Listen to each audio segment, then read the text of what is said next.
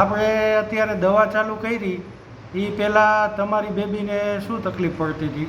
અત્યારે મારી બેબી 6 વર્ષની છે. જ્યારે 3 વર્ષની હતી ત્યારે આપણે એલર્જીનો રિપોર્ટ કર્યો હતો. એલર્જીના રિપોર્ટમાં 350 ઉપર એલર્જી આવતી હતી. તો ત્યારે આપણે એલર્જીના રિપોર્ટ પ્રમાણે મેંદાની, દૂધની એવી 2-3 વસ્તુ, ઘઉંની એની એલર્જી આવતી હતી. એટલે એને વારંવાર શરદી થતી હતી ને ઉધરસ આવતી હતી. જ્યારે આપણે જનરલ ડૉક્ટર બાળકોના ગમે અહીંયા બતાવતા, અઠવાડિયે કે 10 દિવસે દવા લઈ આવી, ત્યારે 10 દિવસના ટાઈમમાં ફેર પડે.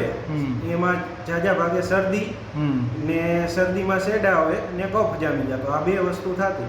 10 થી 15 દિવસની દવા લઈ આવતા, ત્યારે 15 દિવસમાં ફેર પડે, પાછી એની વસ્તુ 5 દિવસ કે 7 દિવસમાં રિટર્ન થતી. એટલે બીજી વાર એની વસ્તુ આપણે જ્યારે કરતા, ત્યારે પાછી દવા લઈ આવી, ત્યારે એ મેળે આવી જાય, પછી પાછું એની વસ્તુ કન્ટિન્યુ ચાલી રહેતી. શરદી ને ઉધરસ આ 2 વસ્તુમાં ચાલુ જ રહેતી. બધી સિઝનમાં ચાલુ જ રહેતી. હા, શિયાળો, ઉનાળો, ચોમાસું આ વસ્તુમાં એને શરદી ઉધરસ તો પહેલેથી કન્ટિન્યુ ચાલુ રહેતી. બરાબર. એના માટે ઇન્જેક્શન લેવા પડે, એવી પણ ક્યારેક વસ્તુ બનતી. અચ્છા, ઇન્જેક્શન એ બોટલ ચડાવવી પડે, દાખલ થવું પડે શરદી કફમાં, એ વસ્તુ બનતી.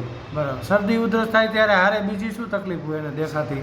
શરદી ઉધરસ થાય ત્યારે બીજી ક્યાંય તકલીફ ન દેખાતી, ખાલી શેડા એવા રાખે સતત ને નાક એને એના હિસાબે દુખે. એ જ શરદી ને ઉધરસ. કફ સતત ચાલુ હોય, શરદી ચાલુ રહીએ તો કફ ભરાઈ રહે. બરાબર. બીજો એના વર્તનમાં ત્યારે શું હતું? વર્તનમાં થોડોક ચીડિયો સ્વભાવ હતો એનો. અચ્છા. અને બીજું રાત્રે એને સૂવામાં?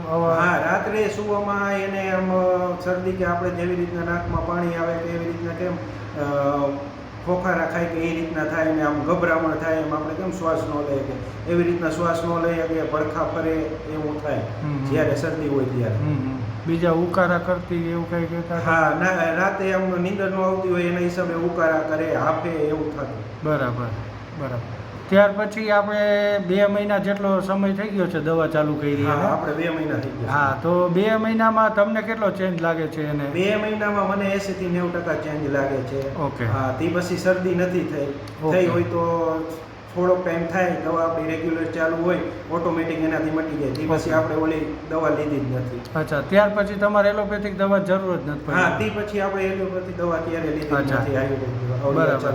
અત્યારે શરદી ઉધરસ ને એમાં બધામાં સારું છે? હા, અત્યારે શરદી ઉધરસમાં બધું સારું છે. ક્યારે શરદી નથી થઈ, થાય તો એની દવા રેગ્યુલર આપણે ચાલુ હોય તો એનાથી મટી જાય. બરાબર. અને રાતે સૂતી વખતે કે ગમે ત્યારે એવું લાગે તો અત્યારે જે ઓલું હાફતું હતું કે રાતે એને નીંદર ન આવે કે તઈ આપણે નીંદર ન આવતી, અત્યારે નીંદર આવી જાય છે, એક પડખે સૂઈ જાય છે, કંઈ હુવામાં કઈ તકલીફ નથી પડતી. બરાબર. તો અત્યારે હોમિયોપેથિક દવાથી તમને કેવું લાગે છે? હોમિયોપેથિક દવાથી અત્યારે 6 વર્ષની થઈ ત્યારની સતત વસ્તુમાં એને ઓલી દવા લઈ તો એ 5 દી કે 10 દિવસની રાહત મળતી ને રેગ્યુલર દવા ચાલુ શરદી ઉધરસની રહેતી. અત્યારે આપણે આ હોમિયોપેથી દવા ચાલુ કર્યા પછી જે સતત 2 મહિનામાં જે ફેર પડ્યો હોય એ આપણે અત્યાર લગીમાં ક્યારે ફેર પડ્યો નહોતો કે એવું જોયું પણ નહોતું. અચ્છા.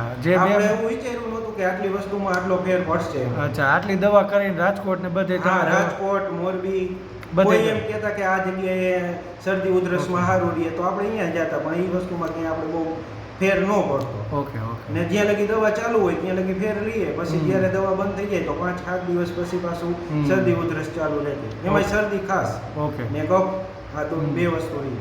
તો તમારી બેબીને જે આ 2 મહિના અત્યારે જે સારા ગયા છે એવા 2 મહિના તો ક્યારે કન્ટિન્યુ સારા નથી ગયા એવું? હા, ક્યારે શરદી ઉધરસમાં તો ક્યારેય નહીં. તાવ આ તે બધું આવે, આપણે જે દવા ચાલુ કરી એ પછી શરદી ઉધરસ ક્યારે નથી થઈ હોય તો એમાં આપણે દવા ચાલુ હોય તો મટી જતી, કે તે પછી તાવ ક્યારેય નથી આવ્યું, ઇન્જેક્શન ના, તે પછી ઇન્જેક્શન નહીં, દાખલ થવું પડે કે કોઈ જાતની કોઈ વસ્તુ તે પછી નથી મોટો ફેરફાર. બરાબર. અને એના સ્વભાવમાં ચેન્જ લાગે છે? હા, સ્વભાવમાં ચેન્જ લાગે. પહેલા ચીડિયાવો સ્વભાવ હતો, અત્યારે થોડોક સ્વભાવમાં ચેન્જ લાગે છે.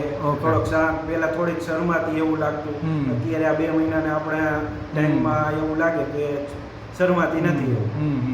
ગળાના ડૉક્ટરે તમને નાકમાં મસા છે એવું કીધેલું કાંઈ? હા, આપણે ગળાના ડૉક્ટરને બતાવ્યું હતું, નાકના ડૉક્ટરને બતાવ્યું હતું. એનું કહેવાનું એમ થતું કે એને મસા છે એના માટે આપણે સ્પ્રે કર્યા હતા ચાલુ 2 જગ્યાએથી.